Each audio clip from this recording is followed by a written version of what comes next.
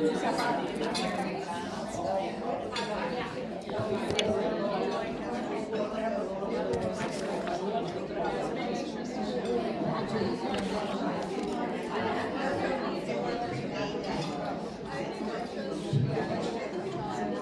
morning. I'm going to grab your attention just for a few minutes. First, I want to say thank you to Maria. Wave your hand for those that don't know you, Maria. Maria makes sure that our Family Life Center is decorated for all special occasions and just weekly and monthly. So summer was out and she put all summer away and put this out for ladies' tea today. So thank you so much for doing that. Millie and I were talking about how do we want to decorate, and she said, I think Maria already bought stuff. And as soon as Maria heard about the tea, she had already bought stuff. So that was really sweet. So thank you for that, Maria. Also, if you want to get any pictures, we have a little backdrop here. If you want to get selfies with your friends, you can sit on the stage. I would not advise standing up onto the stage, but feel free to sit if you'd like before you leave, and that would be wonderful. But I just wanted to share just a tiny bit with you. I don't want to take too much of our time because the fellowship is really 90% of today. We want you to fellowship and get to know others, whether you're sitting with people you know or you've met somebody that you don't know. I had a recent situation in my life, as recent as 6 months ago, where I found myself withdrawing from my community. I was at work, I was loving it, I was working hard, but after that, I was withdrawing from community. If you've ever had situations in your life, whether it's a loss or any kind of difficulty in your life, maybe you're like me, which this wasn't typical for me. I withdrew, and I don't normally do that. It was very strange for me, and it took me a little while to recognize that I was doing that. Kind of like, I don't really need anybody, I'm good by myself, I'm good.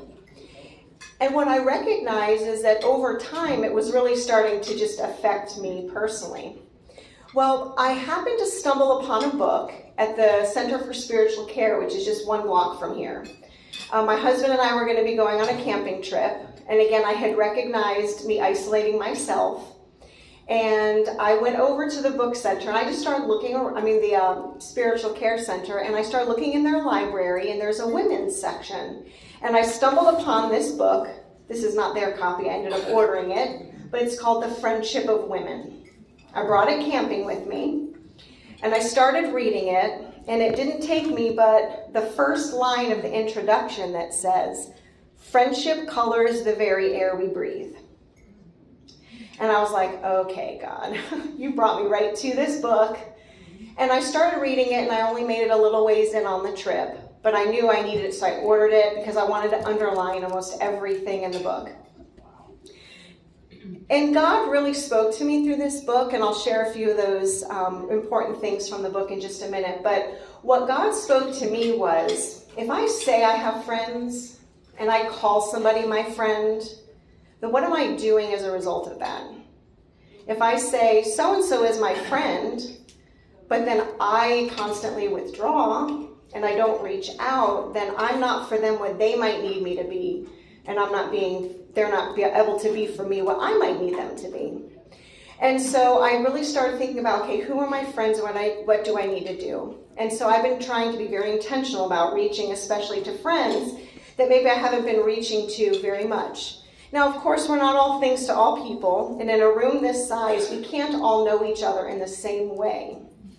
But the opposite of knowing and being known is division and gossip and strife and things like that. The beauty of this space is that we're all here together, eating a meal together for one common purpose, and that is for the friendship of women. So I came back and I said to Millie, I think our women's ministry theme for this year, 26-27, needs to be the friendship of women, because we need friends and we need to be friends. And so that's what we're going to do all throughout this year. We used to do ladies' devotions once a month in the evening, and as you can imagine, when the time changes, some of our members can't come. And so we were finding that for half of the year we were pretty big, and then half the year we were pretty small. We don't want to exclude anybody. Also, we have young families who can't come because they're putting kids to bed, and also our children are home asleep. We want our children here. And so we want to do something different. And so we're going to do a bi-monthly gathering like this. We'll do one here in August as our kickoff. We'll do one in October that's going to be a fall theme. We'll do one in December.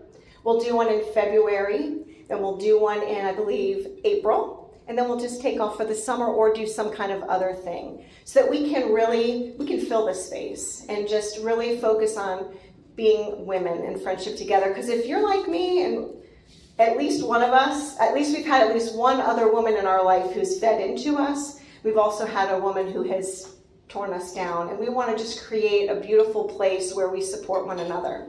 So in this book, this author, Joan Chittister, she is an American Benedict nun. She's 90 years old right now. She's a theologian, a writer. She has served as a Benedictine prioress. She's the president of or she was a past president maybe, of the Leadership Conference of Women Religion, and the co-chair of the Global Peace Initiative of Women. So women is her passion. In this book, she takes 12 women from the Bible, and it's only about, and I'm going to leave it on the table if you want to look through it. It's only about 2 or 3 pages a chapter, and what I've done is I've just taken the tiny piece of what she has said about these women in the Bible and what kind of quality of friendship they remind us of. She says the Lydia quality of friendship is the desire to draw from one another the strength we need to go beyond where we would ever go alone. It provides the environment and the model that leads us to think on our own. Do you have somebody in your life like that? Or do you need to be a Lydia for somebody else? The Prisca quality of friendship is the dream of finding in oneself the same hidden qualities found in another. Have you ever seen a woman and thought, oh, I wish I could have that quality? And it's not for an envious person, but as a personal growth. Or maybe somebody looks at you that way and you don't even know.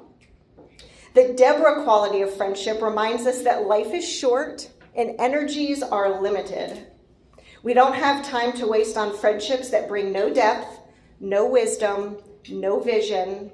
We need trusted friendships. And that was one of those places I had to go when I read this book too, is not everybody's your friend. Not everybody's going to be your friend, and you can't force a friendship. You might love somebody, you might want to be their friend, but they might not be what's right for you, at least for that time. The Phoebe quality of friendship reminds us that we do not exist for ourselves alone, but that we but she does not call us to neglect or erase ourselves. So the Phoebe reminds us that we don't exist for ourselves alone, but she reminds us to not neglect or erase ourselves. Sure, we can serve others, but not at our detriment. Sure, we can love others, but not at our detriment. The Esther quality of friendship can change a war-torn world, and all these are Joan Chittister's words, not mine. Can change a war-torn world, can bring peace, can engage the whole world in one common human enterprise, can link the world rather than entangle it in an endless search for power or superiority. We're not in competition with one another. There should never be competition, because in the eyes of Christ, we are all one. And so when we have those relationships where someone's trying to power up to us or we're trying to power up to them, take notice. Esther says that's not the way. The Martha quality of friendship makes plain that women have a truth to tell of their own. It gives women the confidence to claim her own experience and leads her to seek out, to trust the truths inside the women around her. It is truth in a friendship that gives it depth and truth that makes it whole. Truth-telling. Truth-telling to others, about others, and truth-telling to ourselves, about ourselves. The Veronica quality of friendship is the staying power of friendship. They bring the power of affirmation, those who are Veronicas. They bring the power of affirmation to our pain, confirm its reality, its injustice, And in the end, it's ultimate resolvability. Veronica-type friendships are by our side so that we can keep walking, keep on carrying the weight of the day, which only moments before was unbearable. Those are the Veronica friendships. One of the things I found when my friends had great loss, I was always afraid to say something about it because I didn't want to make them feel bad. The reality is they already feel bad. And when people don't say anything, they feel alone. And so this book really taught me to just ask the question, or if it's the anniversary, say, I'm so sorry that it's been a whole year that you've been out without the love of your life. I can't imagine how difficult. And that's what those Veronica quality of friendships do. They step outside into those uncomfortable spaces. Just a few more. Elizabeth quality of friendships take no notice of differences. Their acceptance of the differences is in the others leaves room for the presence of the person. As a result, she herself has room to become a new person, accepting one another right as they are. Acceptance is the universal currency of real friendship. She says it allows the other to be the other. It doesn't warp or shape or wretch a person to be anything other than who they are. I think about this a lot when I think about our children and youth. I apologize for not introducing myself. I always assume people know me, but I'm Christina LaGuardia, Minister of Children, Youth, and Families here at First Baptist. When I work with children and youth, a lot of people want to just change them. People will come to me and say, why are they doing this? And why do you let them do that? And why are the kids sitting on the floor in church? And things like that. We are not here to change them. We are here to be like Elizabeth's friendships to them, to let them be who they are. And we want to offer that to people, our own friendships as well. The Ruth quality of friendship is the awareness that someone who does not have to care for us, no social expectations require it, no blood ties demand it, yet they care to the end graciously. You have those friends who aren't blood, who have no obligation, but yet they step in anyway. And quality of friendships is the emptying out of self that one woman does for another so that the friend may walk a smoother path that has not been her own. It reminds us of what it means to stand on the shoulders, and this one's really powerful, to stand on the shoulders of matriarchs who have gone before us, anonymous and invisible and uncomplaining. Because what they gave to us unseen, we pour out ourselves on our friends.